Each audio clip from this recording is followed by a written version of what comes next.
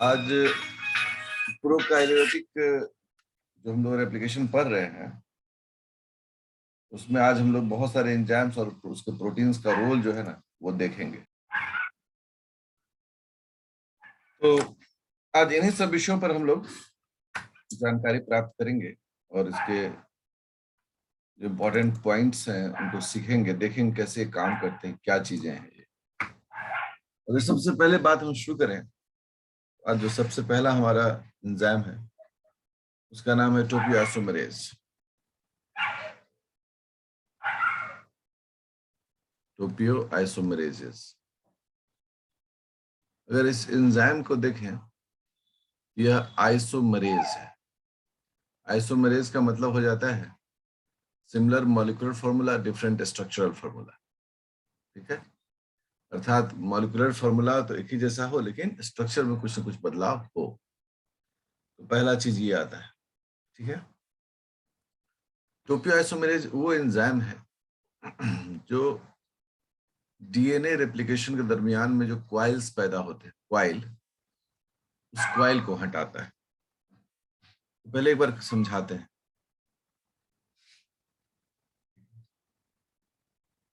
एक डीएनए है, ये क्वाइल्ड है, ये जो है ना ये क्वाइलिंग होता है।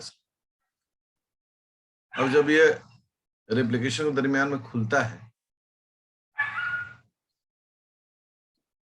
अब वैसे जब खुलेगा ये तो इसमें बहुत मतलब क्वाइलिंग जो है ना एकदम मतलब ऐसा गिजगिजा जाता है। क्वाइलिंग यहीं से होते हुए मतलब फंस जाना इसको बोलते हैं।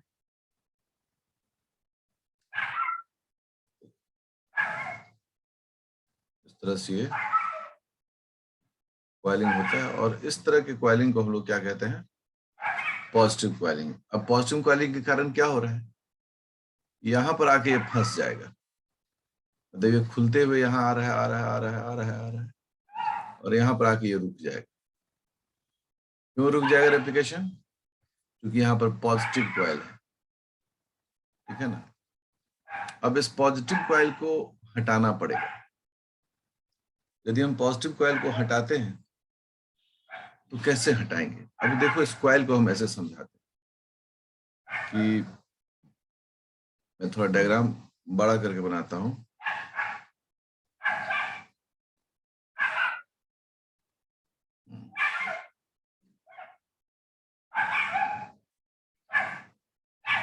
ठीक है,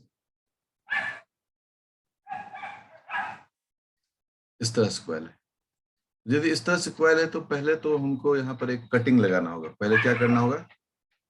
कट। तो कट यदि हम करते हैं तो कैसे कट करेंगे, इस पूरे प्रोसेस को हम अभी बताएंगे। तो पहले बेसिक चीज जो है वो यह हो गया कि जो टोपियोआइसोमेरेजेस हैं, टोपियोआइसोमेरेजेस remove positive supercoil. Positive supercoils formed during replication. Replication के दरमियान में जो पॉजिटिव सुपरक्वाइल्स बनते हैं उसको यह हटाता है। ठीक है, इसके दो टाइप होते हैं। ठीक है, टाइप्स जो कहें इसके दो टाइप होते हैं, टोपियोआइसोमेरेज 1 एंड टोपियोआइसोमेरेज 2, 1 and 2। ठीक है, यह दोनों होते हैं। अब मुद्दा आता है कि ये सुपर क्वाइल बनता क्यों है? ठीक है, तो अब यहां मुद्दा आता है तो हम लोग लिखते हैं कि पॉजिटिव सुपर क्वाइल, ये सुपर क्वाइल जो है ना, super coils are formed due to the action of DNA B helicase. ये हेलिकेज एंजाइम के एक्शन के कारण होता है। बात opens the two strands.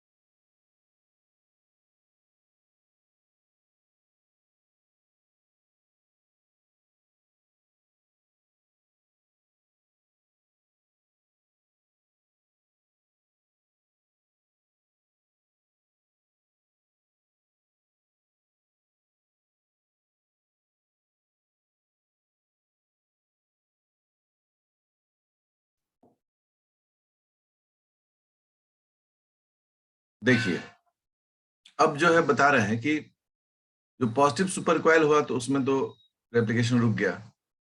जब एंजाइम इंट्रोड्यूस होता है तो वो काटता है उस पॉजिटिव सुपर कॉइल को और इस प्रकार से उसको चेंज करके फिर से जोड़ देता है डीएनए में। वो नेगेटिव सुपर कॉइल हो जाता है और वो रेप्लिकेशन को कंटिन्यू करता है। ये जो तरीका है, ये तरीका होता है हमेशा ये टोपियोइसोमेरेज का। चूंकि मैंने कहा क्या कि अगर आप एक रेप्लिकेशन देख रहे हैं,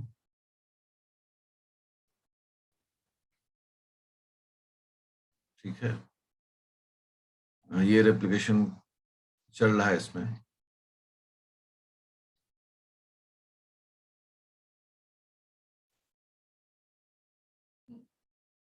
देखो ये रेप्लिकेशन चल रहा है। ये जो है हम इसे क्या बोल रहे हैं, पॉजिटिव सुपर कॉइल, इसे हम लोगों ने कह दिया। अब ये पॉजिटिव सुपर कॉइल है, यहाँ डीएनए, यहाँ कौन सा एंजाइम है, यहाँ लाइगेज एंजाइम है। एकदम सिस्टमैटिकली बन रहा है, ठीक है। ये हो गया, कलर चेंज कर देते हैं ताकि आप आसानी से समझें। ये हो गया रेप्लिकेशन फोर्क, ये हो गया लाइगेज, यहाँ रेप्लिकेशन हो रहा है, ठीक है ना। और ये जो है ना, ये जो है पॉजिटिव सुपर कॉइल, ये डबल स्ट्रैंडेड डीएनए है, डीएस डीएनए, यहां से यहां तक एसएस डीएनए है, और फिर यहां से यहां तक जो है ये भी क्या है, डबल स्ट्रैंडेड डीएनए। अब पॉजिटिव सुपर कॉइल कहाँ डेवलप हुआ है, तो डबल स्ट्रैंडेड डीएनए वाले रीजन में डेवलप हुआ है। तो एंजाइम भी जो आएगा वो एंजाइम कहाँ पर आकर जुड़ेगा, एंजाइम भी तो यहीं आकर जुड़ेगा। ये जो हमने हरा कलर का एक बनाया है हमारे, ये क्या है, ये एंजाइम है, दैट इज कॉल्ड टोपो 1 और 2। ये भी डबल स्ट्रैंडेड डीएनए पर ही काम करता है, इसलिए जो एंजाइम है टोपियोइसोमेरेज, उसके बारे में हम लोग क्या कहते हैं कि टोपियो आइसोमेरेज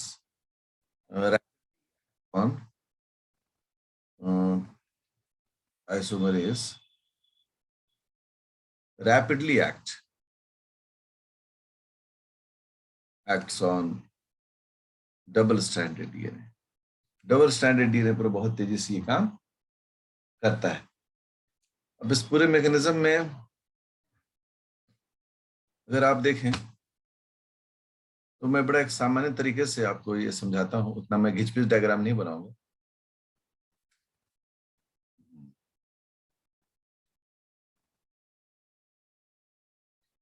देखिए, एक हम बहुत सामान्य डायग्राम बना रहे हैं आपके लिए, ठीक है। अब ये जो है ना, ये पॉजिटिव सुपर कॉइल है। पॉजिटिव सुपर कॉइल होने का मतलब क्या है? मुझे थोड़ा इस डायग्राम में और भी एक बार बदलाव करना पड़ेगा ताकि आप इसको खूब बढ़िया से समझ सकें।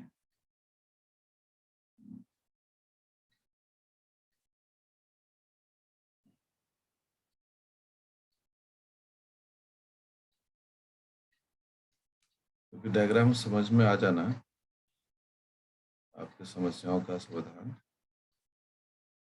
करता है। देखिए, अब क्या है कि हमें इस जगह पर ओवरलैप है। इस जगह पर क्या है, ये ऊपर से जा रहा है, ये जो है ना, ये ऊपर से जा रहा है, ये ऊपर से जा रहा है दोनों। हमको इस जगह पर कट करना। जैसे ही एंजाइम काम करता है तो सबसे पहले कट लगाता है, और जब कट लगाए तो क्या होगा? कट लगाएगा तो ये कुछ इस तरह से दिखता है। देखिए,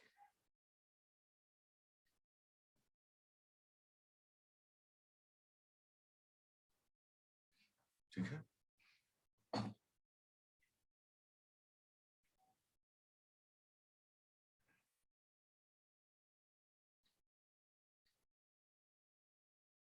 इस तरह से कट लगा दिया, कट लग गया तो खुल गया। अब आप कहेंगे सर खुल जाएगा तब तो भुलाइए जाएगा एंजाइम। ये पूरा प्रोसेस जो है एंजाइम के अंदर में चल रहा है। अभी जो रेड कलर का बैंड देख रहे हैं वो क्या है?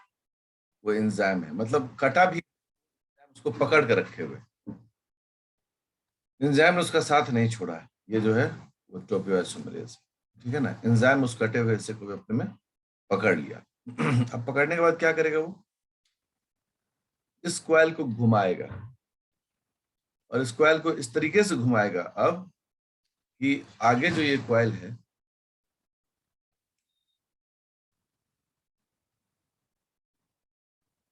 देखिए,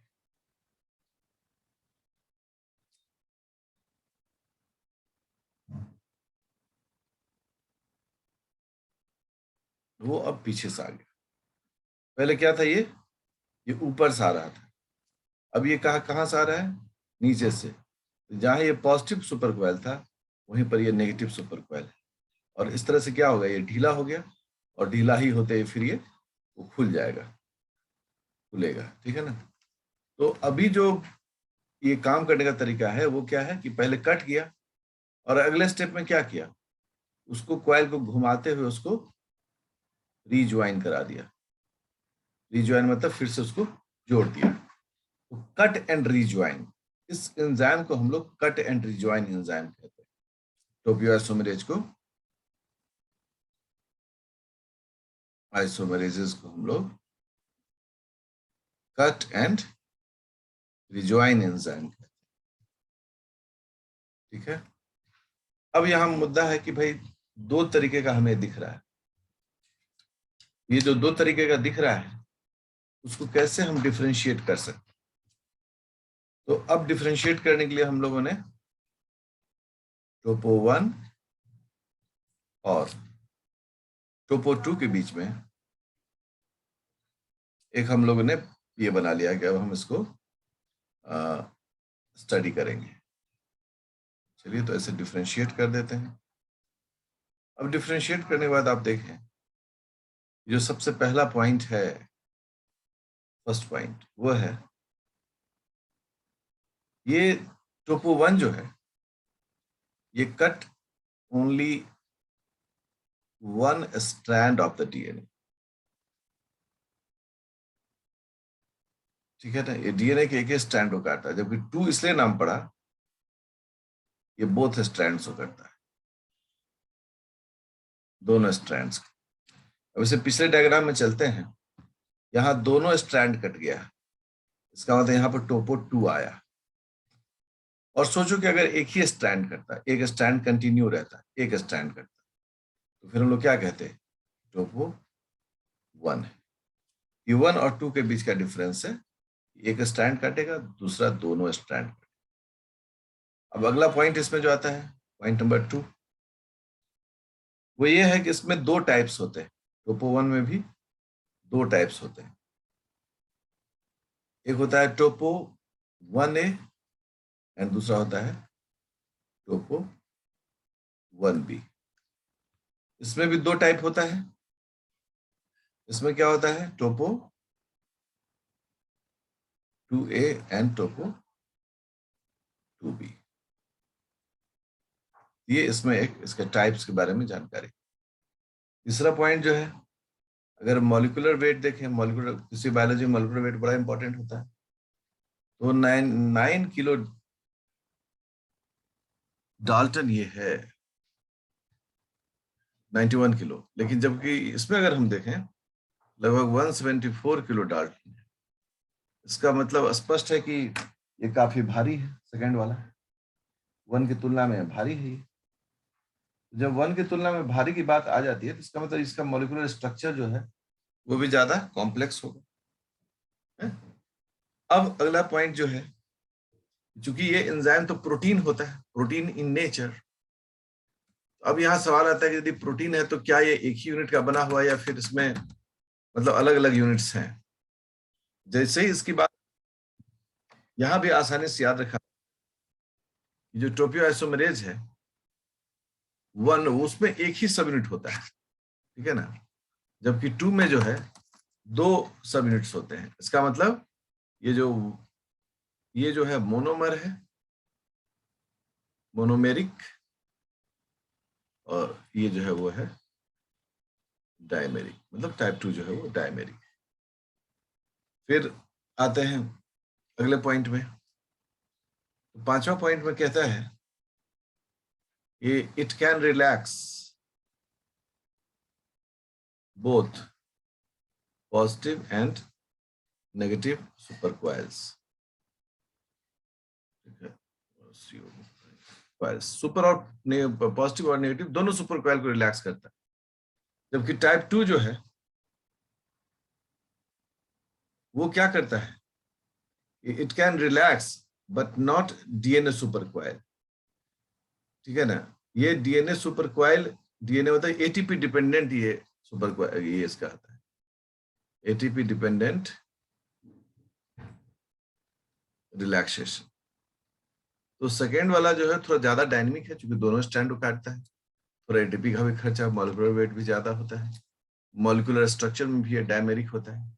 इस प्रकार से टोपियोआइसोमेरेज 1 और टोपियोआइसोमेरेज 2 के बीच का डिफरेंस हम लोग। अब है क्या कि जो ये टोपियोआइसोमेरेज है इसके इनहिबिटर्स भी होते हैं। हेडिंग दिए इनहिबिटर्स ऑफ टोपो 1 एंड 2। कौन है जो इनको इनहिबिट कर सकते हैं, रोक सकते हैं? सबसे पहला इनहिबिटर ऑफ टोपो 1। टोपो 1 के कौन से इनहिबिटर्स होते हैं? तो आप देखिए एक एल्कलोइड है,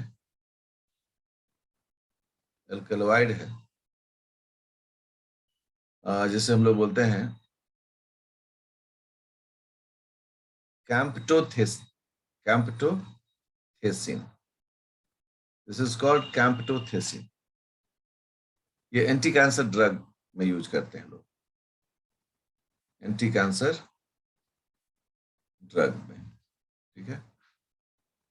जैसे कौन सा ऐसा ड्रग का कोई एग्जांपल हो जिसमें प्लांट एल्कलॉइड यूज किया जाता है? का नाम है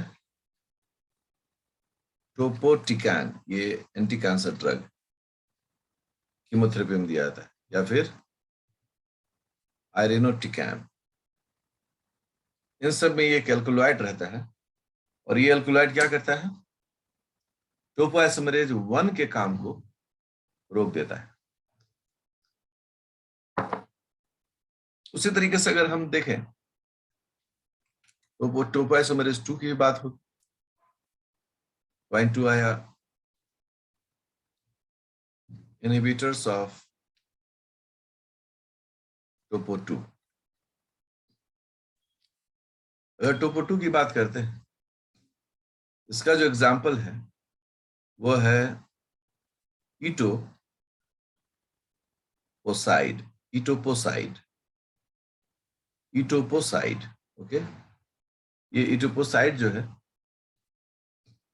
ये इनहिबिट करता है किसको? टोपोआइसोमेरेज 2 को। इसके अलावा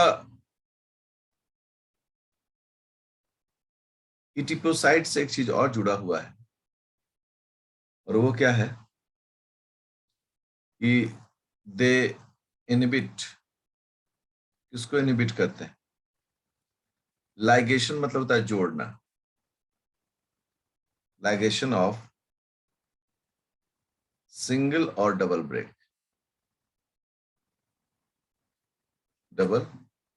ब्रेक्स इन डीएनए। यहां पर लाइगेशन को ऐसे भी जोड़ सकते हैं, रिज्वाइन, फिर से जोड़ना, ठीक है ना। और जैसे डीएनए, अब क्या हुआ कि इन्होंने डीएनए में जो सिंगल ब्रेक कौन करेगा? टोपोआइसोमेरेज 1। डबल ब्रेक कौन करेगा? टोपोआइसोमेरेज 2। अब देखिए क्या हो गया, देखिए इसको समझिएगा। ये डीएनए है और यहां पर एक कॉइल डेवलप कर गया, ठीक है, कॉइल डेवलप कर गया। अब आपने तो इस पर इनहिबिटर डाल दिया, इनहिबिटर डालने से क्या हो गया? कॉइल सस्टेन्ड, कॉइल टिक गया। जैसे कॉइल टिक गया, इसने सेल को मैसेज दिया, ये message to cell cycle control system, cell cycle control system को दिया डीएनए इज डैमेज्ड। जैसे डीएनए डैमेज्ड की बात देगा, उसका एपोप्टोसिस स्टार्ट हो जाएगा, एपोप्टोसिस, और सेल डाइज, सेल मर जाएगा। इसी कॉन्सेप्ट को लेकर इसको कैंसर में यूज किया जाता है। अगर कैंसर सेल में हम किसी तरह से ये सिग्नल दिलवा दें कि डीएनए ठीक नहीं है, डीएनए में गड़बड़ हो गया है, और सेल में अगर एपोप्टोसिस डेवलप कर ले, वो कैंसर सेल खुद ब खुद मर जाएगा, और मर जाएगा तो लोग बचेंगे। ऐसा इसका बेसिक कॉन्सेप्ट है इन सभी ड्रग्स का। एक हम लोग देख रहे हैं लिंकिंग नंबर्स, एलेंस इसको इंडिकेट करते हैं लोग, ठीक है। लिंकिंग नंबर हम लोग क्या कहते हैं कि डीएनए जितने बार इंटरवाइन करता है, उतने को हम लोग क्या कहते हैं? लिंकिंग नंबर कहते हैं।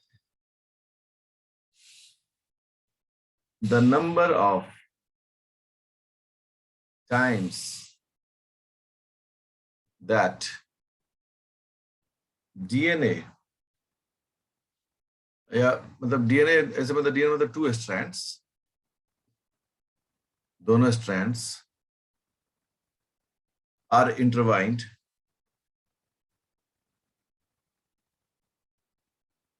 called linking number, called linking number। उसको हम लोग कहते हैं कि ये है लिंकिंग नंबर, ठीक है। अब लिंकिंग नंबर जो है, उसको अगर हम लोग समझें तो बड़ा आसानी से समझ में आता है। कैसे? एक ऑब्जर्वेशन देखा गया, लिंकिंग यहां पर जो इंटरवाइंड है ना, इससे आप समझें सुपर क्वाइल, ठीक है ना। क्या कहा जाता है कि 10 से 20 पेयर्स के बाद एक बार ये इंटरवाइंड होता है, ठीक है ना। It is reported that after every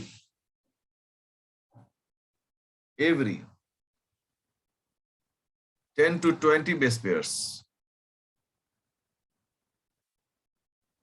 linking number या इसको हम लोग बोलते हैं इंटरवाइंडिंग इज ऑब्जर्व्ड, देखा जाता है। कैसे? ये डीएनए है, यहां पर एक बार इंटरवाइन कर दिया, फिर यहां पर एक बार इंटरवाइन कर दिया, फिर यहां पर एक बार मतलब इस तरीके से ये पॉजिटिव जो है सुपर क्वाइल एक सर्टेन लेंथ के बाद ऑब्जर्व किया जाता है, ठीक है ना। इसलिए लिंकिंग नंबर को हम लोग कैसे इंडिकेट करते हैं? Linking number is equal to the number of times that two DNA strands intertwined। ये इसका डेफिनेशन होता है लिंकिंग नंबर का, ठीक है। अब लिंकिंग नंबर को तो हम लोग पहचान गए कि भाई इतने बार ये होगा, और हम लोग इसको रिमूव करेंगे कैसे? It is removed by topo 1 topo 2। ये दोनों एंजाइम जो पढ़े हैं ये इसी काम को करता है कि इस लिंकिंग नंबर को फिर से खोल देता है। इस एंजाइम को स्विवलेज भी कहते हैं, ठीक है ना, इसको स्विवलेज भी कहा जाता है। अब यहां से कुछ मैथमेटिकल क्वेश्चंस जनरेट होते हैं जो विद्यार्थियों को मतलब अगर नहीं मालूम हो तो वो सॉल्व नहीं कर पाते। अब आइए आपको कुछ क्वेश्चंस के साथ, न्यूमेरिकल के साथ आपसे कुछ बातें होती है।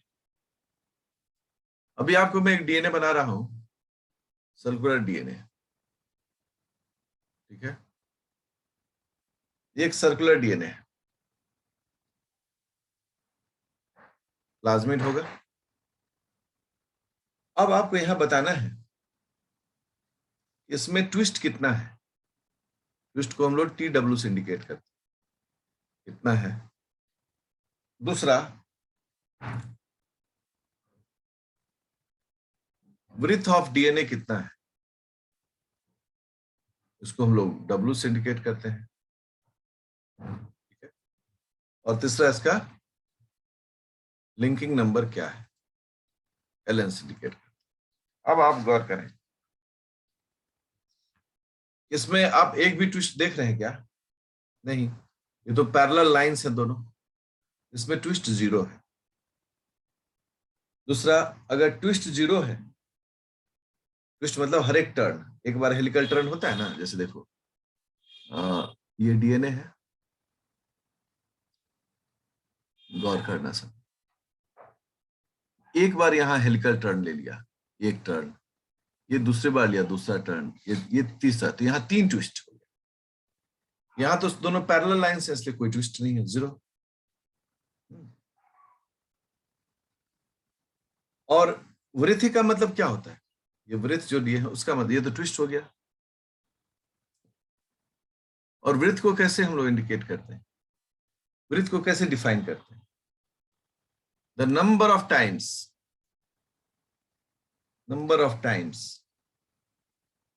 The double stranded DNA helix cross over on itself, मतलब कि सुपर क्वाइल जिसको हम लोग कहते हैं, है ना, कि कितना सुपर क्वाइल यहां पर बना है। तो जब जुड़ा ही नहीं तो कुछ बनेगा क्या? तो लिंकिंग नंबर भी 0। तो पहला एग्जांपल में आपको सब कुछ 0 मिल रहा है। अब एक दूसरा एग्जांपल देखिएगा, हम इसको ऐसे करके, ये भी सर्कुलर ही है, लेकिन आप देखिए इसमें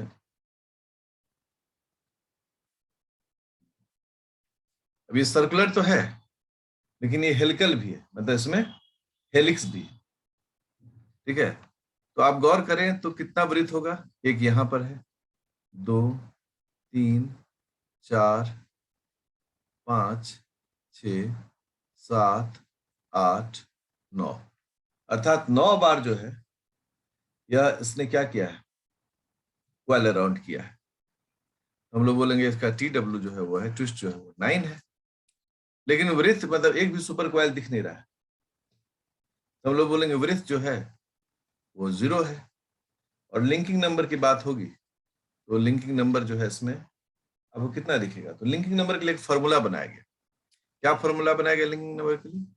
LN equal to TW plus मतलब ट्विस्ट प्लस वृत्त, तो ट्विस्ट 9 हो गया, वृत्त 0 है, तो आंसर आया 9। लिंकिंग नंबर इसका 9 है। ये फॉर्मूला को दिमाग में रखना है, ये फॉर्मूला ही हमारा काम करेगा। अब एक और एग्जांपल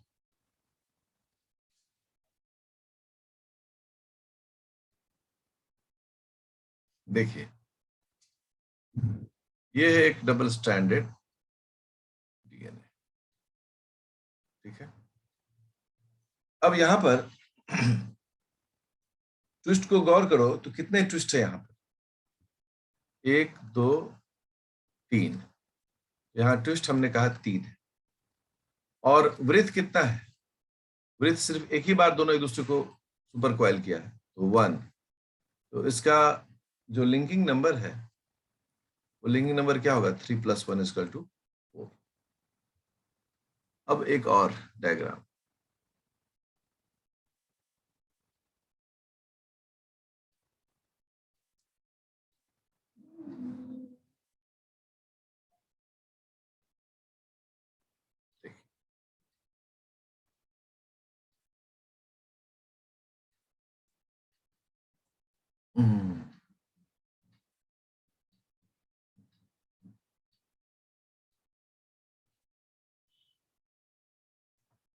चलो एक ही लाइन रखते हैं, ठीक है ना।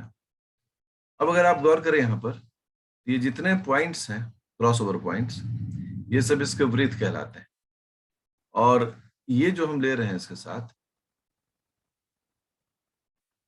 Double stranded